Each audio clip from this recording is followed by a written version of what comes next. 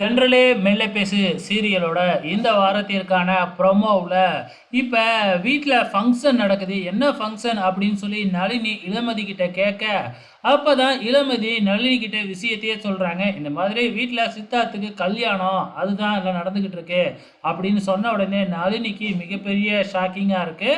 So நேராக சித்தார்த்தை பார்க்கறதுக்கு சித்தார்த்தை ஏற்கனவே போய் பார்த்து அந்த வீட்டுக்கே போகிறாங்க நம்ம நளினி.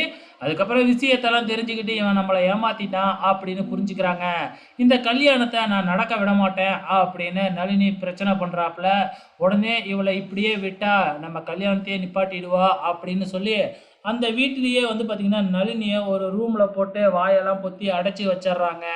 ஸோ இப்போ நம்ம இளமதி நளினி எங்கே காணோம் அப்படின்னு தேட ஆரம்பிக்கிறாங்க. அதுக்கப்புறம் என்ன, நேராக வந்து பார்த்திங்கன்னா நளினியோட ஹாஸ்டலுக்கே போயிடுறாங்க. அங்கே வந்து பார்த்திங்கன்னா நம்ம நளினியோட மொபைல் அங்கேயே இருக்குதாட்டுக்கு. ஸோ அதுக்கப்புறம் வந்து பார்த்திங்கன்னா நளினி ஃபோனை எடுத்துக்கிட்டு போகலையாட்டுக்கு சித்தார்த்தை பார்க்க போகும்போது. ஆனால் நளினியோட ஃபோன் எடுத்து பார்க்கும்போது அதில் சித்தார்த்தோட ஃபோன் நம்பர் இருக்குதாட்டுக்கு.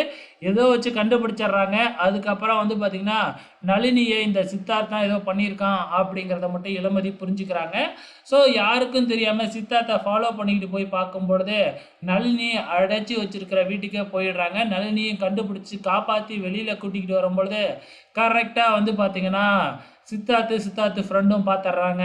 அதுக்கப்புறம் என்ன, இளமதி நளினி 2 பேத்தையும் அதே ரூமில் போட்டு கட்டி வச்சிட்றாங்க. இந்த பக்கம் நம்ம பரம இளமதியை காணுமே அப்படின்னு தேட ஆரம்பிச்சிட்றாப்புல. ஸோ ப்ரொமோவில் இதை தான் காமிச்சிருக்கிறாங்க. இதுக்கப்புறம் என்ன நடக்கும் அப்படிங்கிறது நமக்கு நல்லாவே தெரியும். பொறுத்திருந்து பார்க்கலாம்.